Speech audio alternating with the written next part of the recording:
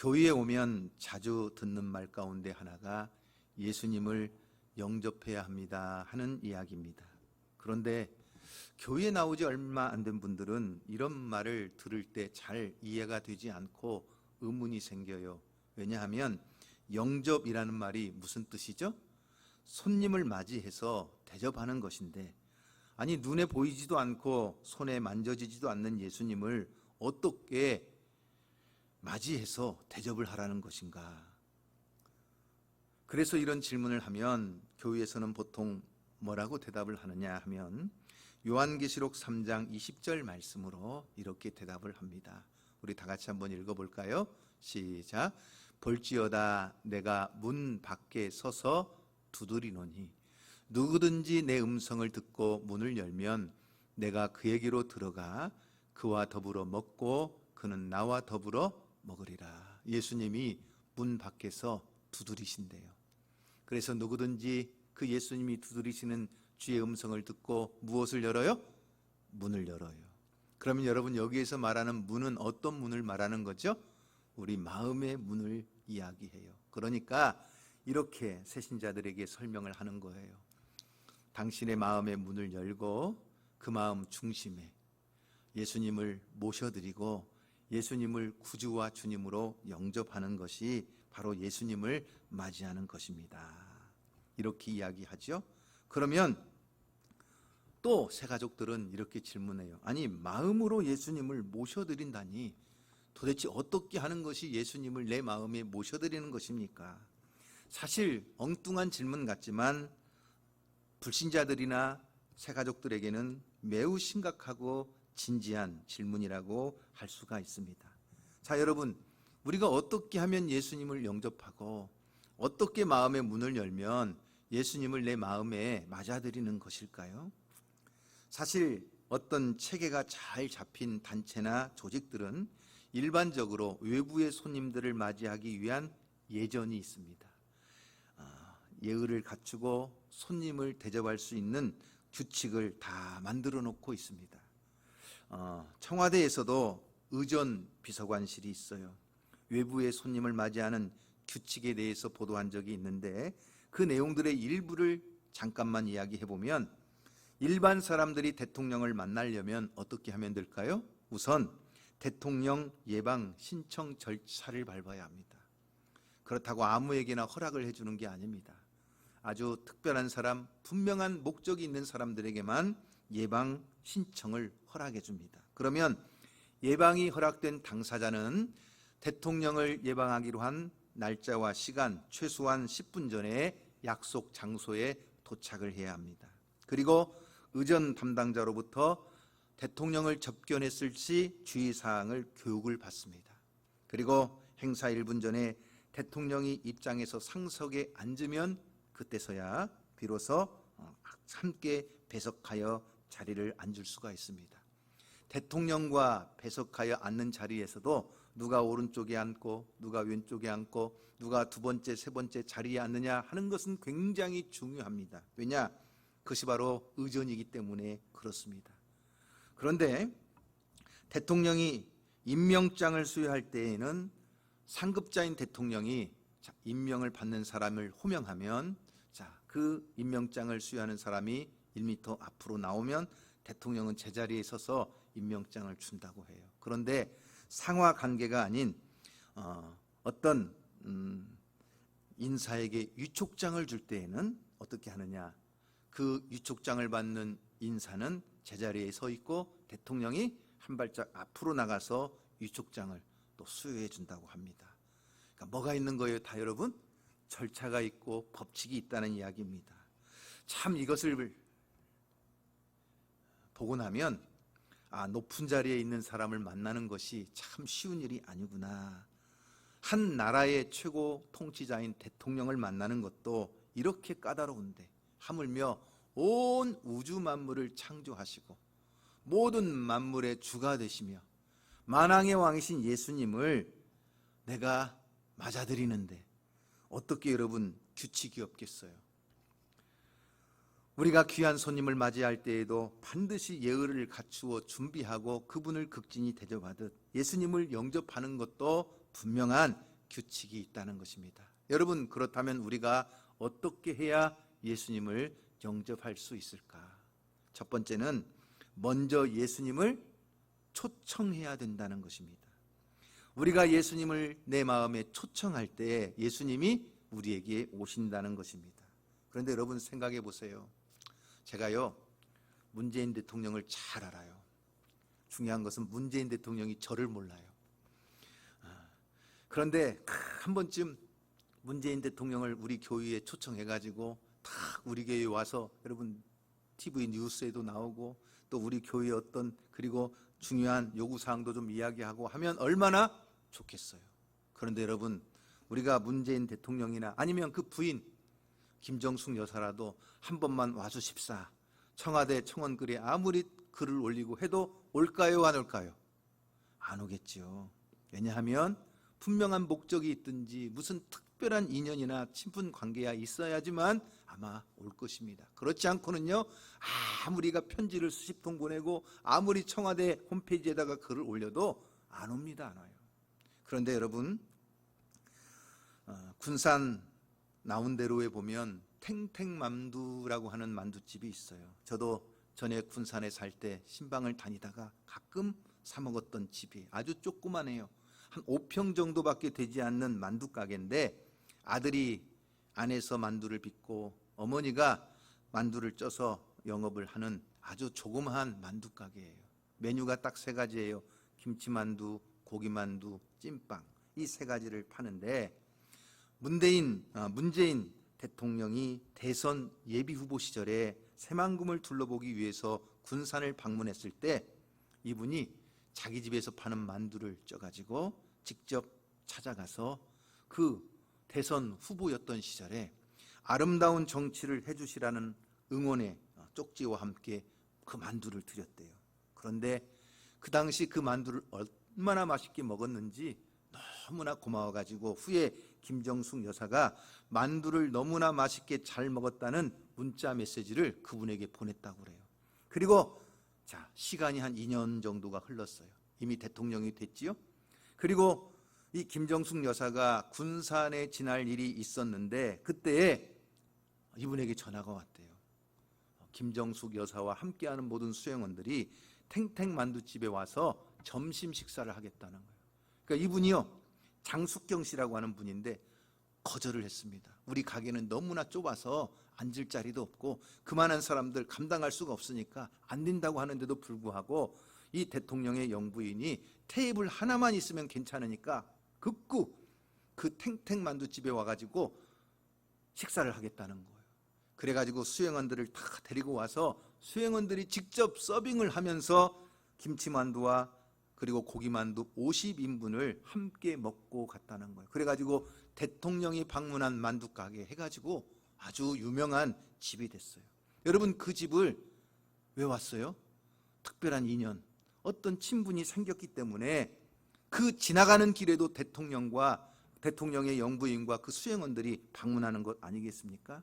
요즘은 TV를 틀면 채널이 굉장히 많아요. 종편 채널이 많은데 거기에 보면 예능 프로그램, 토크쇼의 전성시라고 할 만큼 정말 수십 가지의 프로그램들이 있습니다. 그런데 이 토크쇼나 예능 프로에서 가장 중요한 요소가 뭐냐? 게스트예요. 어떤 게스트가 나오느냐에 따라서 그 게스트가 차지하는 비중이 약 80%에 이른다고 합니다. 누가 게스트로 나오느냐에 따라서 시청률이 올라가기도 하고 내려가기도 하고 방송의 내용과 진행 방식이 다 달라진다는 거예요. 그래서 모든 이 예능 프로나 토크쇼에서는 거물급 게스트를 할 수만 있으면 초대해 오려고 하지만 이 사람들은 너무나 스케줄이 바쁘기 때문에 잘 섭외를 할 수가 없어요.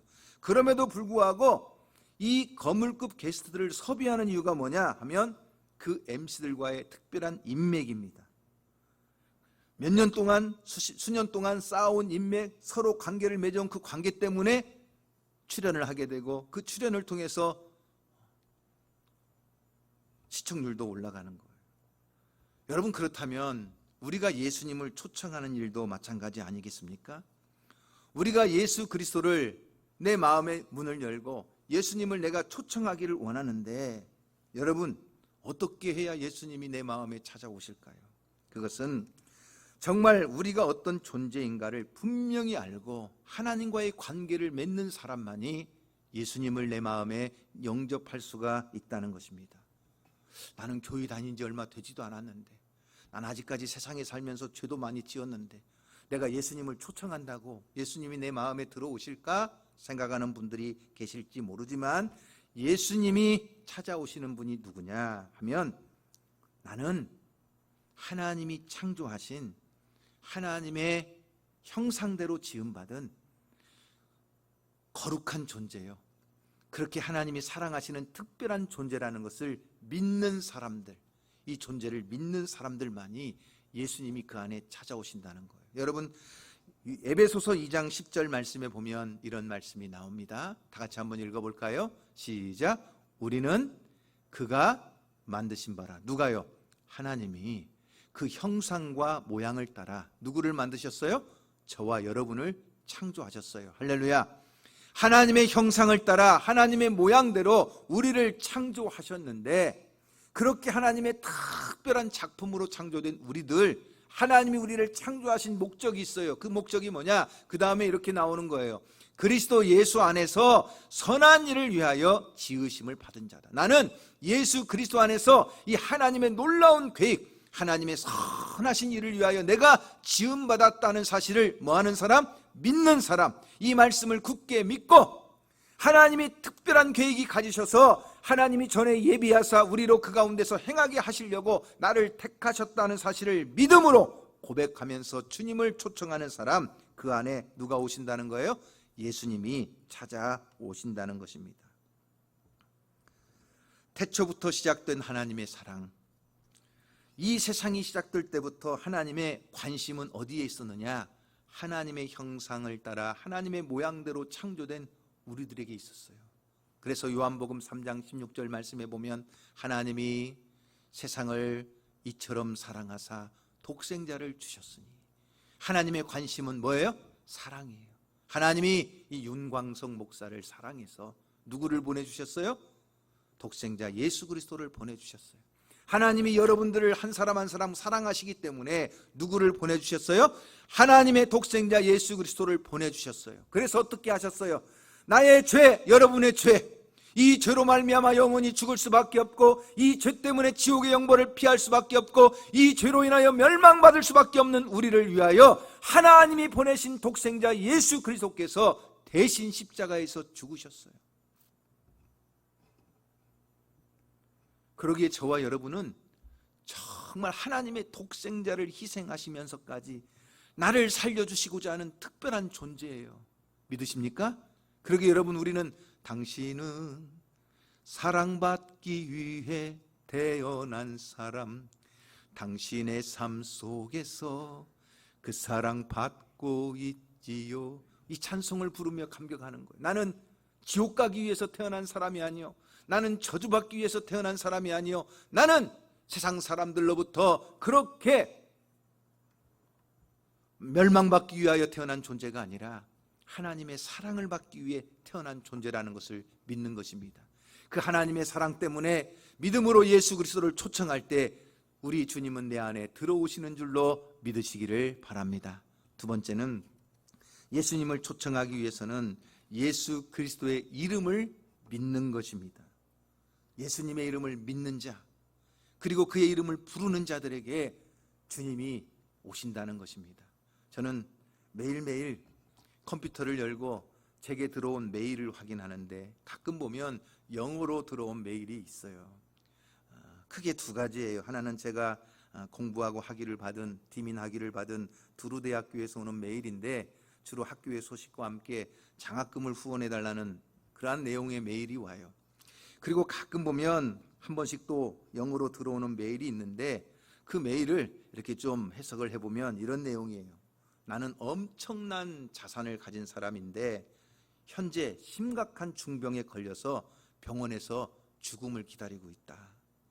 그래서 내가 가지고 있는 이 엄청난 재산을 당신에게 증여해주고 싶은데, 그러기 위해서는 당신이 직접 내가 있는 곳으로 와서 뭘 하고 법적으로 사인을 하고 이 재산을 받아가기 바란다.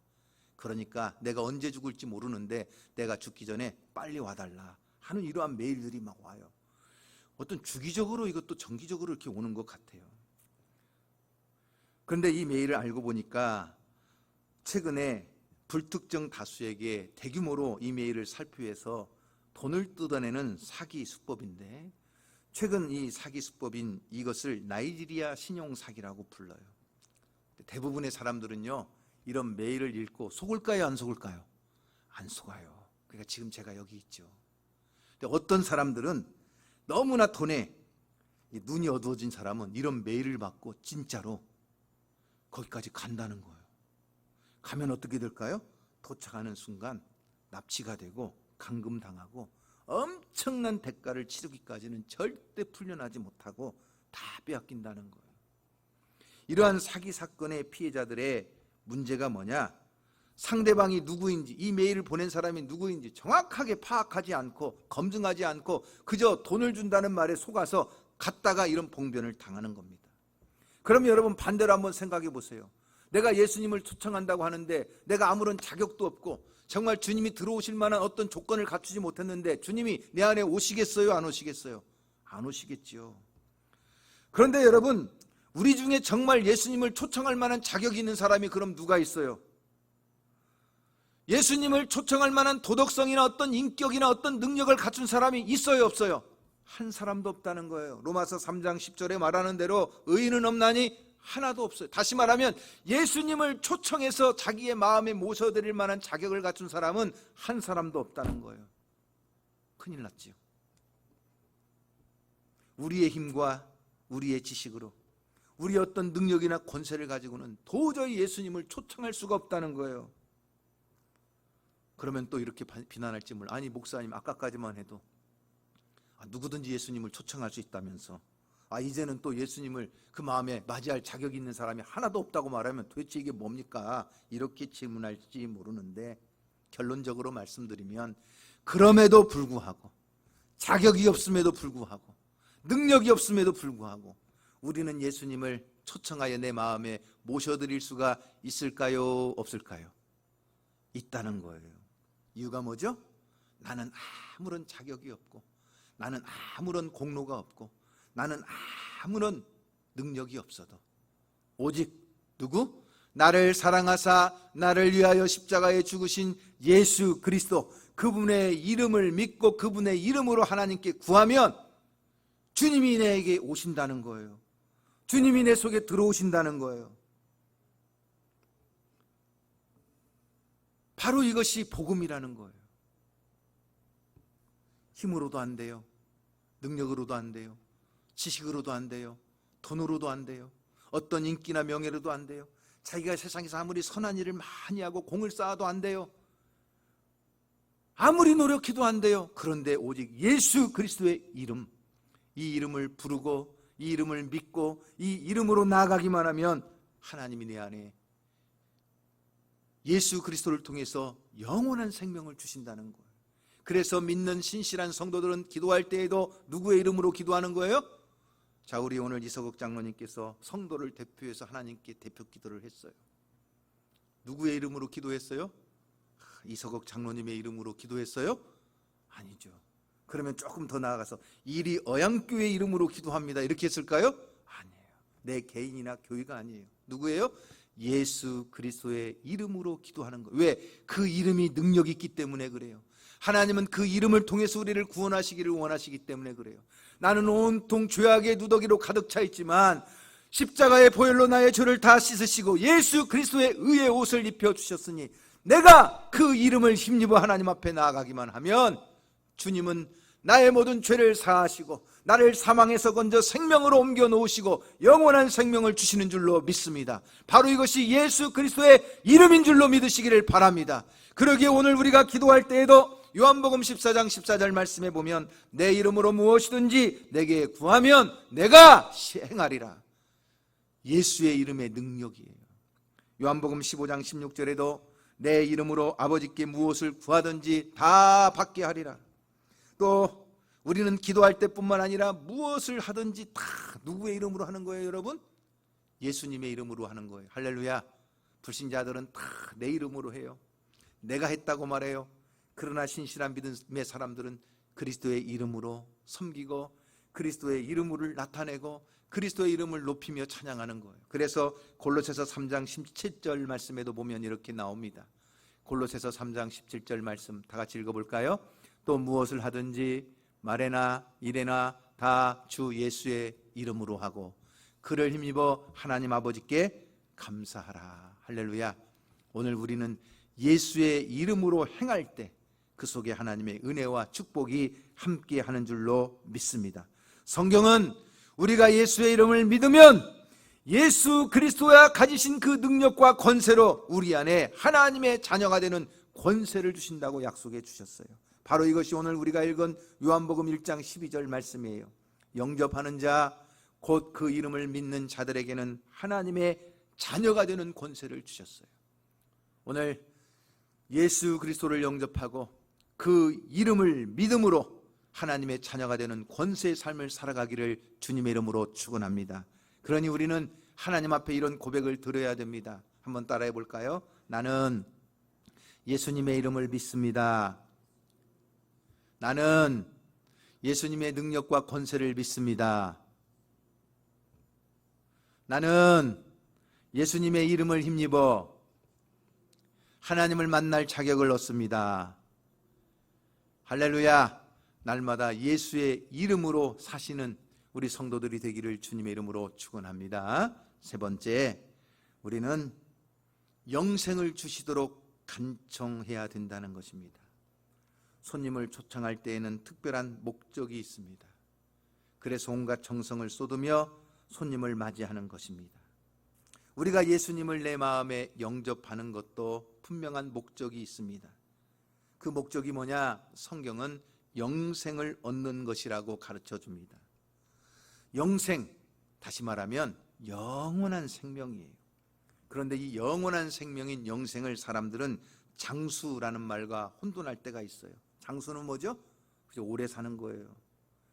그러니 여러분, 세상 사람들처럼 무병장수를 원한다면 굳이 교회에 나오지 않아도 여러분들이 병원이나 한의원에 가서 보약을 찾는 것이 빠를지도 몰라요. 그러나 정말 우리가 예수 그리스도를 영접하는 것은 영원한 생명을 얻기 위함인데, 이 영원이라고 하는 말은요, 그저 단순히 우리가 생각하는 시간과 차이가 있어요. 성경은 우리가 예수님을 믿을 때 이미 영생을 다 가졌다고 말해요. 그저 죽었다가 다시 살아날 때 영생을 얻는 것이 아니라 예수 그리스도를 영접하는 그 순간에 이미 저와 여러분은 무엇을 얻었다고요? 영생을 가졌어요. 여러분, 요한복음 6장 47절 말씀에 보면 이렇게 나와요. 다 같이 한번 읽어볼까요? 진실로 진실로 너에게 이르노니 믿는 자는 무엇을 가졌다고요? 영생을 어떻게 됐어요? 가질 거예요? 가졌어요? 가졌어요. 저와 여러분은 예수를 믿는 순간, 예수를 영접하는 순간 하나님이 우리에게 이미 영생을 주신 줄로 믿습니다. 그러면 아니 교회 다니는 사람들도 다 죽는데 무슨 영생을 얻었다고 말하느냐? 바로 이것은 우리가 시간에 묶여 있는 것처럼 하나님이 말씀하시는 영원한 생명은 그 시간 속에 묶인 것이 아니라는 거예요. 다시 말하면 세상에 있는 것들은 다 헛되고 헛된 거예요. 솔로몬이 고백한 것처럼 헛되고 헛되며 헛되고 헛되니 모든 것이 다 헛되다는 거예요. 아무리 잡으려고 해도 바람을 잡으려고 하는 것처럼 잡히지 않아요. 여러분이 저 하늘에 구름을 아시죠? 비행기를 타고 구름 속으로 쑥 들어가는데 그 구름 속에 뭔가 있을 것 같았지만 뭐가 있어요? 없어요? 아무것도 없어요. 여러분, 아침에 안개가 푹게 앞을 가리고 있을 때 그 안개 속에 뭔가 있을 것 같지만 그 안개 속에 쑥 들어가 보세요. 뭐가 있어요? 없어요? 없어요. 헛되고 헛된 거예요. 허무한 거예요. 돈이 세상의 전부인 줄 알고 돈을 쫓아갔지만 그 돈을 붙잡으려고 했는데 아무것도 없어요. 허무하다는 거예요. 명예를 쫓아갔지만 허무하다는 거예요. 권력을 쫓아갔지만 허무하다는 거예요. 아무리 엄청난 재물을 모으고 아무리 높은 지위와 권력을 누리고 아무리 학식과 명예를 쌓아도 그 모든 것들은 다 순식간에 사라지는 헛되고 헛된 것들 뿐이에요. 결국에 남는 것은 뭐냐? 우리 주 예수 그리스도밖에 없는 거예요.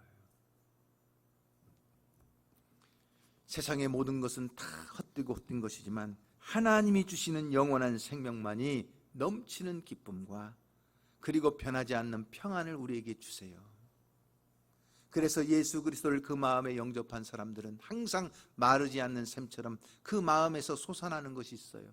그게 뭐예요? 기쁨의 샘이 솟아나는 거예요. 평안의 복을 누리는 거예요. 날마다 그 입술에 감사하는 삶을 살아갈 수 있는 거예요. 이것이 바로 예수 그리스도를 영접한 사람들에게 주시는 성령의 은혜인 줄로 믿습니다. 그래서 슬픔 대신 화관을, 근심 대신 찬송을, 그리고 염려와 근심 대신 하나님 앞에 기도할 수 있는 은혜를 우리에게 주시는 줄로 믿습니다. 비록 가진 재물이 없어도, 가진 명예나 권력이 없어도, 더 나아가 세상에서 극심한 핍박이나 환난을 받아도 예수 그리스도를 믿는 자들은 그 십자가를 붙들기에 그 근심 속에서도 기뻐하고 그 고통 중에도 하나님 앞에 감사할 수 있는 은혜를 누리며 살아가게 되는 줄로 믿습니다. 이 예수 그리스도가 우리 안에 오시면 그 예수로 말미암아 좌절하고 낭망했던 사람들이 새 힘을 얻게 됩니다. 꼬이고 막혔던 인간관계가 회복되게 됩니다. 불투명하고 어둡던 미래가 밝아지고 불가능하고 두렵던 인생의 문제들이 하나하나 해결되면서 그 입술에 찬송이 넘쳐나게 됩니다. 과거와는 다른, 전혀 다른 미래의 삶을 살아가는 삶의 변화가 예수 그리스도를 영접하는 자들, 그 십자가를 지고 믿음으로 십자가의 길을 걸어가는 자들의 삶에 나타나는 줄로 믿습니다. 오늘 진실로 여러분의 마음에 예수를 영접하시고 그 예수 그리스도와 더불어 여러분의 가정, 여러분의 일터, 여러분의 미래가 흔들리지 않고 주님 안에서 영원한 생명을 얻는 축복을 누리며 살기를 주님의 이름으로 축원합니다. 그러기 위해서 우리가 다시 한번 이 시간 이미 예수를 영접했더라도 다시 한번 믿음으로 고백하고 이 구원의 확신을 가지기를 원하는데요. 자, 저를 따라서 한번 함께 기도할까요? 이렇게 기도해 봅니다. 주 예수님, 나는 주님을 믿고 싶습니다. 십자가에서 죽으심으로 내 죄값을 담당하시니 감사합니다. 지금 나는 내 마음의 문을 열고 예수님을 나의 구주, 나의 하나님으로 영접합니다. 나의 죄를 용서해 주시고 영생을 주심을 감사합니다. 나를 다스려 주시고 나를 주님께서 원하시는 사람으로 만들어 주세요. 예수님의 이름으로 기도합니다. 아멘. 우리 함께 찬송하겠습니다. 슬픈 마음 있는 자, 몸과 영혼 병든 자, 누구든지 부르시오. 예수 이름 부르시오. 슬픈 마음 있는 자, 몸과 영혼 병든 자, 누구든지 부르시오. 예수 이름 부르시오.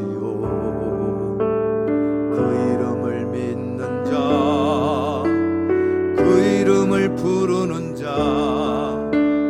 그가 어떤 사람이든 그 구원을 얻으리.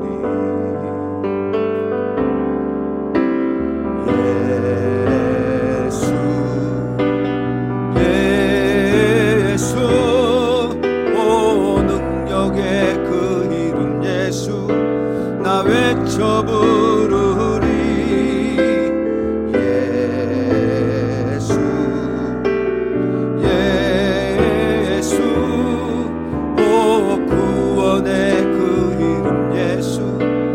외쳐 부르네. 예수 그리스도. 은과 금 내게 없거니와 은과 금 내게 없으나 나 가진 건 내게 주니 능력의 이름 예수라. 그 이름을 붙드시오. 그 이름을 믿는 자, 그 이름을 외치는 자, 그가 어떤 사람이든 그 주 영광 보리라. 아멘. 예수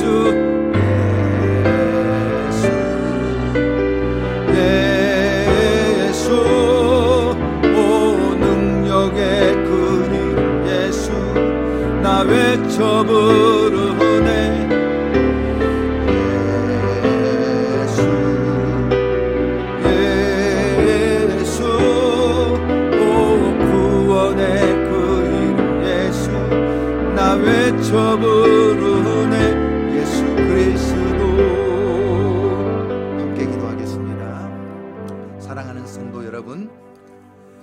모든 죽음과 절망, 모든 저주와 고통은 예수 그리스도를 영접함으로 해결받습니다.